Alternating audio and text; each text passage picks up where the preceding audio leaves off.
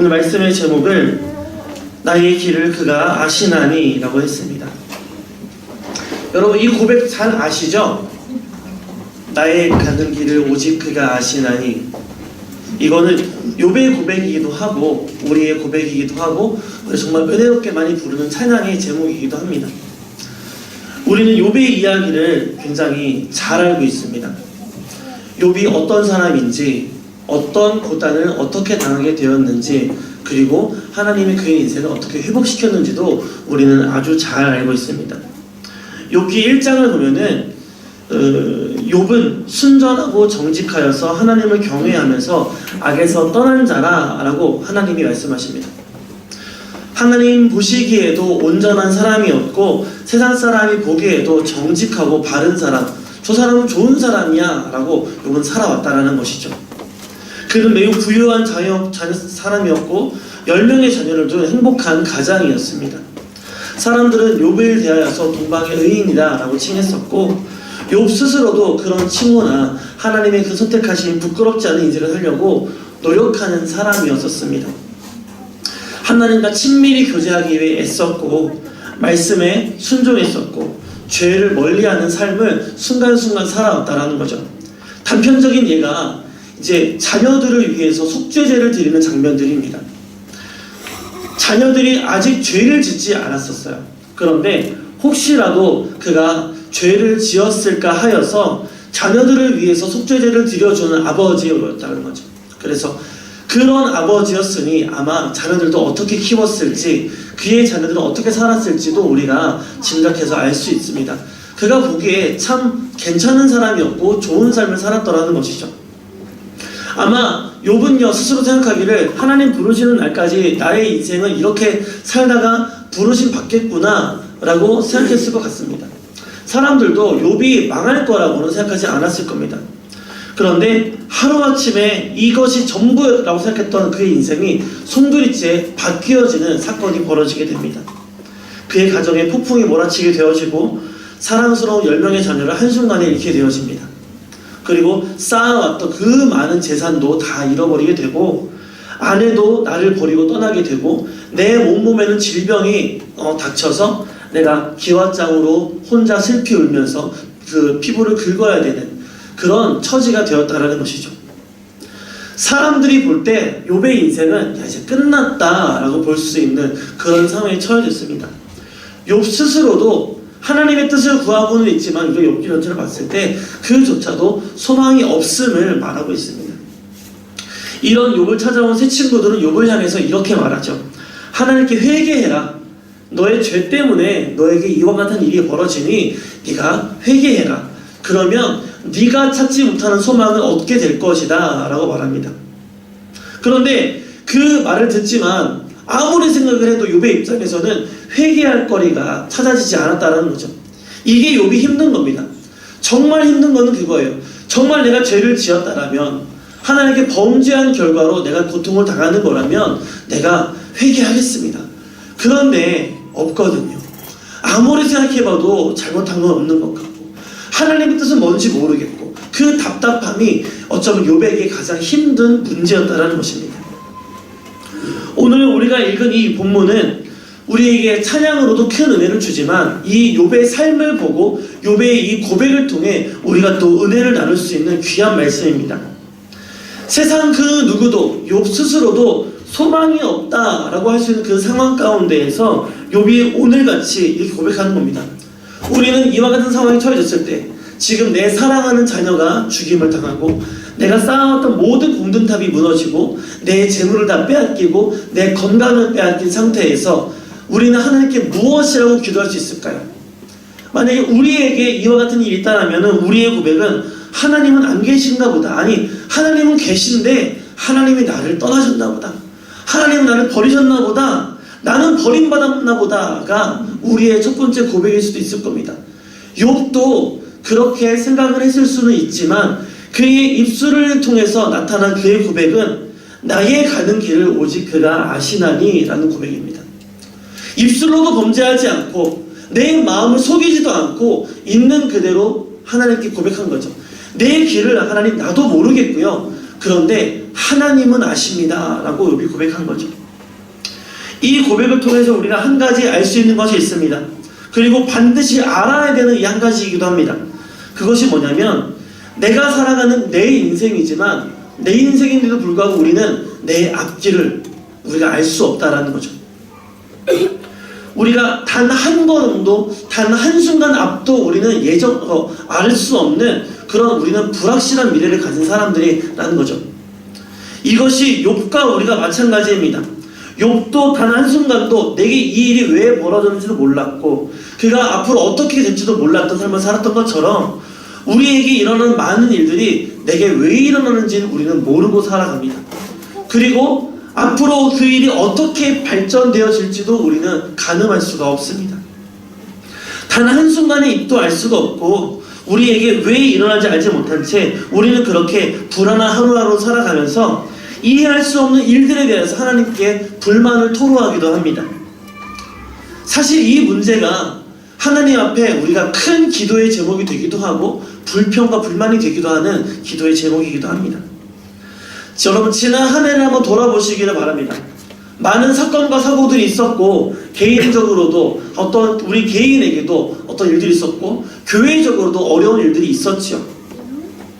그런 일들을 봤을 때 여전히 이해할 수 없고 마음이 어려운 일들도 있는가 하면 때로는 어떤 것을 지난 거 보니 참 그것이 내게 하나님의 은혜였구나 라고 지나오는 것들도 있습니다. 은혜로 느끼면 그래도 감사한데 우리가 여전히 하나님 앞에 해결되지 않는 우리 마음의 문제들, 삶의 문제들이 아직 남아있을 수 있다는 것이죠. 그럴 때 우리는 그 해결되지 않음, 내 안에 이 마음 해결되지 않음을 통해서 때로는 더 심각할 때는 하나님께 시험 들었다라고 우리 표현하기도 합니다. 그래서 우리는 그와 같은 마음이 들면 우리가 이 욥의 고백이 얼마나 힘든 고백인지 얼마나 위대한 고백인지를 우리가 알게 됩니다. 내 인생에 닥치는 이해되지 않는 문제를 봤을 때 우리는 이런 고백을 할 수가 없거든요. 하나님, 내가 당장 내 자식이 죽었는데 내 모든 것을 잃어버렸는데 어떻게 나의 가는 길은 오직 그가 아시나니라고 고백할 수가 있느냐는 거죠. 그가 참으로 하나님 보시기에 악에서 떠난 자의 사람이고 그가 보시기에 하나님 보시기에 욥은 참 순전하고 정직한 사람이었다는 거죠. 그랬기 때문에 그가 이와 같은 고백을 할 수 있지 않았나 싶어요. 바라기는 우리도 지금은 아닐지라도 하나님이 인도하신 이 삶을 살아가면서 욥과 같이 고백할 수 있는 저와 여러분이 되기를 바랍니다. 당장은 이해할 수 없고 당장은 하나님이 너무나 원망스럽고 가슴 아파하고 올 한 해를 지나오면서 아직도 이해되지 않고 풀리지 않는 문제가 있을 수 있으나 그 모든 일들 앞에서 그 욥과 같이 나의 가는 길은 오직 그가 아시나니 내가 주를 믿고 의지합니다. 주만 따라가겠습니다 라고 고백하는 저와 여러분의 복된 삶이 되어지기를 바랍니다. 욥의 이 고백은 단순히 하나님이 아십니다 라는 고백으로 끝나는 것이 아니라 하나님이 우리의 인생의 주관자가 되신다라는 절대 주권자가 되신다라는 그 고백을 함께하고 있는 고백입니다. 사실 우리가 승승장구하고 있을 때 성공의 가도를 걷고 있을 때는 이와 같은 고백은 어렵지 않습니다. 우리가요 직장에 요즘 그렇게 취업이 어렵다 그러는 청년들이 한 번에 정말 이름만 되면 정말 다 아는 그 좋은 회사에 한 번에 입사를 해요. 그러면 그 순간에 하나님이 하셨습니다 라는 고백이 얼마나 쉽습니까? 그쵸? 우리가 막 원하지 않았는데 뭐라 그러죠? 진급하고 사람들에게 인정을 받고 상을 받게 되고 명예를 얻게 됩니다. 그럴 때에 하나님께 영광 돌리는 것은 굉장히 쉽습니다. 하나님이 하셨습니다. 하나님께 영광 돌립니다. 그쵸? 우리도 그 순간이 오기를 우리도 기대합니다. 하나님 나를 그 자리에 세우시면은 나도 그렇게 하나님께 영광 돌리기 원합니다. 사실은 주님께 영광 도는 삶을 살고 싶습니다라는 우리의 고백은 하나님 내가 그렇게 잘 돼서 하나님께 영광을 돌리고 싶습니다라는 다른 기도라는 거죠. 그럼 욥은요 지금 그럴 때 기도하고 있는 게 아니에요. 지금 욥은 어떨 때 기도하냐면은 내 가족을 잃고 내가 쌓아온 모든 것을 잃고 내가 병이 들고 친구들마저 나를 저주하고 아내마저 나를 전주하고 떠난 상황 가운데서 아무도 나에게 내 삶의 소망이나 하나님의 그 선하심을 발견할 수 없는 그 순간 가운데 오직 나의 가는 길은 오직 그가 아시나니를 고백하고 있다는 거예요. 영광을 하나님께 돌리고 있다는 거예요. 이거는 사실 쉬운 고백이 아니라는 거죠. 왜냐면요, 우리가 못 나가고 있어요. 잘 나가는 게 아니라 못 나가고 있어요. 실패를 거듭합니다. 그런데 그 가운데 이브라 이렇게 말하는 거죠. 나의 가는 길을 오직 그가 아시나니 하나님이 이 내 삶도 인도하고 계십니다라는 고백. 그건 하나님의 이름에 먹칠하는 것 같기 때문에 우리가 사실은 이런 고백하기가 쉽지 않습니다. 우리가 실패하는 가운데, 형통하지 못하는 가운데 이와 같은 고백은 어렵다라는 거죠. 그런데 욥이 그가 지금 이와 같은 처지에도 이런 고백을 할 수 있었던 것은 첫째로 하나님 앞에 부끄러움이 없는 정직한 삶을 살았기 때문입니다. 두 번째는 하나님을 신뢰했기 때문이라는 거죠. 하나님이 뜻없는, 내가 이해할 수 없는 고난을 내게 주셨으나 여전히 이것 또한 하나님의 섭리 가운데 있습니다. 하나님의 주권 가운데 이 일이 벌어지는 줄로 믿습니다 라는 신앙 고백이 있는 겁니다. 그래서 사람들이 나를 대하여서 네가 죄 때문이다, 네가 그런 태도를 가지니 네가 소망이 없는 것 아니냐, 친구들이 말할 때라도 그의 뜻을 굽히지 않을 수 있었다라는 거죠.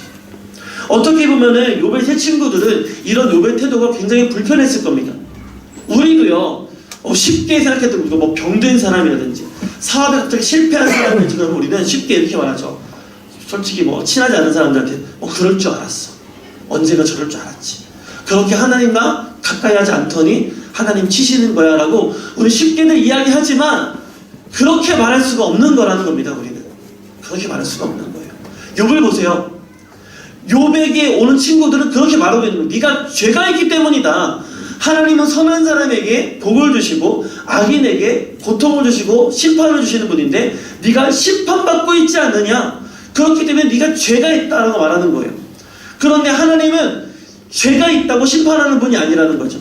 여러분, 죄가 있어서 심판을 받아야 된다면은 왜 우리는 이 자리에 구원을 받았습니까? 하나님은 그런 분이 아니라는 거죠. 죄가 바로 심판으로 이끄는 것이 아니라 그 안에 하나님의 사랑이 역사할 수 있는 기회가 되어진다는 겁니다. 우리가 그 은혜를 받았으면은 우리가 죄 가운데, 고통 가운데 있는 사람을 죄의 결과로 보는 것이 아니라 하나님의 섭리 가운데 있는 것을 우리가 볼 수 있는 믿음의 눈이 필요하다는 거죠. 욥의 친구들에게는 그런 눈이 없었습니다. 그냥 자기가 가진 신앙의 고집만 남아있었던 거죠. 욥은 그런데 그럼에도 불구하고 세상에 가시돋친 말들이나 선입견에 대항하여서 자기의 신앙을 굽히지 않았습니다. 끝까지 하나님 향한 마음을 지켰습니다. 아니다, 하나님이 나의 길을 지금도 인도하고 계신다 라고 고백했다라는 것이죠. 욥의 고백이 여기서 끝나지 않습니다. 우리도 우리의 고백이 하나님이 우리의 길을 아십니다, 하나님이 우리의 길을 인도하십니다 그거로만 우리의 고백이 끝나서는 안 되는 겁니다. 욥의 고백은 여기까지 이어집니다. 나의 가는 길을 오직 그가 아시나니 그가 나를 단련하신 후에는 내가 순금과 같이 나으리다 라고 고백합니다. 무슨 말씀입니까? 내가 지금 뜻모를 고통을 당하고 있지만 이것 또한 하나님이 내게 허락하신 고통이다. 하나님의 섭리 가운데 내가 있다. 내가 이것으로 인해서 내 인생이 고통으로 끝나는 것이 아니라 고통 끝에 내가 주님 앞에 순금과 같이 정결한 모습으로 서게 되는 날이 올 것이다 라고 스스로 소망하고 나아가고 있다는 것이죠. 지금 이 시간은 하나님이 하나님의 일을 이루기 위한 시간이라는 거예요. 그러기 위해서 나는 이해할 수 없으나 내가 지금 이와 같은 고통을 당하고 있다라고 고백하는 거죠. 그래서 욥은 스스로 받아들이기를 내가 정금과 같이 단련되는 시간으로, 훈련의 시간으로 받아들이고 있다는 것입니다. 여러분, 순금인 이유가 뭡니까? 처음부터 순금이 땅속에 묻혀있는 거 아니죠. 그쵸? 여러분, 우리가 흔히들 금은방 가면 금을 쉽게 사기 때문에 금은 원래 그렇게 생겼겠지 라고 생각하시면 안 됩니다. 금을 캐기 위해서 수많은 땅을 팝니다. 그 땅들, 거기 흙과 모래와 돌과 또 잡다한 것들 섞여 있는 것들을 정제하고 또 정제하고 또 정제해서 순수한 금을 만든다는 거죠. 24K가 24K인 이유가 있는 거예요. 24번의 정제 과정을 거쳤다는 거죠. 그러니까 18K는 그만큼 순도가 떨어지기 때문에 싼 겁니다. 그러니까 금은 24번의 정제 과정을 거쳐야 99.9%의 순도를 가질 수가 있다는 거죠. 그만큼 더 많은 수고가 필요하고 더 많은 단련이 필요하기 때문에 비싼 거고 가치가 있다는 겁니다. 하나님은 욥에게 지금 이 과정이 너를 위한 단련의 과정이다 라고 말씀한 적이 한 번도 없습니다. 하지만 욥은 스스로를 받아들이기를 하나님의 주권 아래 내가 있는 것을 인정하고 이 과정도 하나님이 나를 단련하셔서 순금과 같이 더 정케 되어 쓰임받기 위한 과정으로 받아들이겠다는 거죠. 내가 지금 하나님의 뜻 가운데 있고 나는 순금이 되어가는 과정 가운데 있습니다 라고 스스로 믿고 살고 있다는 겁니다. 이와 같은 믿음의 고백이 우리에게도 주어지기를 바랍니다. 욥의 마지막을 우리가 알고 있습니다. 여러분, 욥의 마지막이 어떻게 됩니까? 그가 잃었던 것, 고통으로 그의 인생이 끝이 납니까? 그렇지 않죠. 그가 잃었던 모든 것들을 하나님께서 더 배로 주십니다. 욥기 42장 12절 이하를 보시면 여호와께서 욥의 말년에 욥에게 처음보다 더 복을 주시니 라고 기록하면서 그가 잃었던 모든 재산을 배로 더해 주십니다. 그리고 그 10명의 자녀들도 다시 주시는데 그 자녀들이 세상 사람들이 보기에 너무나 아름답고 잘생기고 멋진 청년들로 자라났다라는 것이죠. 그리고 마지막에 욥기 마지막 42장 16절과 17절을 보시면 그 후에 욥이 140년을 더 살고 아들과 손자 4대를 보았고 욥이 늙어서 나이가 차서 죽었더라 라고 욥기는 마칩니다. 늙어서 내 나이의 수완이 차서 잠드는 것처럼 평안하게 하늘로 돌아가는 것을 우리는 최고의 복으로 칩니다. 병들어서 고통 가운데 모든 식구들이 가슴 아파하며 죽는 것을 원하는 사람이 아무도 없고 결국에는 우리가 나이 들어 하나님의 때가 되어오면은 내가 그렇게 평안하게 가고 싶습니다라는 게 대부분의 어르신들의 소망이세요. 그런데 그 은혜를 욥이 누렸다는 거죠. 그런데 4대를 보았다는 겁니다. 내 아들, 아들의 아들, 또 아들의 아들, 그 아들의 아들까지 4대가 자라나는 것을 다 보고 모든 것이 형통한 것을 보고 그가 하나님 품에 다시 평안히 안겼다라는 거죠. 욥의 인생이 그렇게 마감될 수 있었던 것은 그가 소망이 있었기 때문입니다. 그가 믿음이 있었기 때문이라는 거죠. 내 고통을 고통으로만 받아들이는 것이 아니라 하나님의 주권을 인정하고 내게 단련되어서 하나님을 끝까지 신뢰한 그의 삶이 있었기 때문에 그가 이와 같은 복을 누릴 수가 있게 되었다는 것입니다. 욥기는 예수님이 오시기도 훨씬 전에 기록된 책입니다. 지금으로부터 수천 년 전에 기록된 말씀이지만 지금도 우리에게 욥은 귀감이 되는 인생을 살았습니다. 그의 인생을 통해서 우리에게 말씀에 순종해야 함을, 끝까지 주를 신뢰해야 함을 도전한다는 거죠. 우리에게 도전을 준다는 거예요. 그만큼 욥의 인생은 우리가 더욱 하나님을 신뢰하고 살아가도록 권면하고 있는 것입니다. 사랑하는 성도 여러분, 지나온 한 해가 우리에게 참으로 쉽지 않은 한 해였습니다. 저 개인적으로는 많은 일들이 있었고 개인적인 사건과 사건들, 또 교회적인 일도 그랬었고 여러분들에게도 그런 일들이 많이 있었을 거예요. 제가 아는 일도 있을 수 있고 모르는 일이 있을 수 있고. 하지만 우리가 공감하는 일들이 있죠. 우리 교회 이제 목사님이 갑자기 공석이 되면서 우리가 함께 가슴 졸이면서 기도해왔던 이 모든 것들, 그것의 그 사건 한 개를 두고 바라보는 시각은 우리가 다 똑같을 수는 없습니다. 여전히 어떤 분들의 마음에는 해결되지 않는 의문부호가 남을 수도 있고 누군가의 마음에는 감사가 될 수도 있다는 것이죠. 그런데 그 가운데에서 우리는 하나님 외요가 아니라 이것 또한 하나님의 뜻 안에 있음을 우리는 기억해야 됩니다. 하나님이 우리를 단련시키기 위하여서, 하나님이 우리 교회를 단련시키기 위하여서 그와 같은 과정을 지나게 하셨고 이후로 그렇게 받아들이고 믿음으로 새해를 맞이하는 우리에게 하나님은 정금과 같이 되는 기회를 허락하신다는 것입니다. 사랑하는 성도 여러분, 내년도를 소망을 품고 정금이 되어지기 원한다면 지나온 모든 과정의 의문보호를 하나님의 섭리로 받아들이는 믿음이 우리에게 필요합니다. 그래서 그 모든 것들을 하나님의 뜻과 기회로 받아들일 때에 우리가 정금과 같이 2018년도를 기대할 수 있게 되어지는 것입니다. 사랑하는 성도 여러분, 새해에 우리가 정금과 같이 이렇게 쓰임받기를 소원합니다. 그 선하신 계획과 섭리를 욥과 같이 온전히 신뢰할 수 있는 우리 모두가 되어지기를 간절히 바랍니다. 네, 자정이 가까우고 있습니다. 잠시 우리가 찬양과 말씀이 나올 때에 묵상하시다가 새해가 되면은 우리가 인사하고 기도하도록 하겠습니다.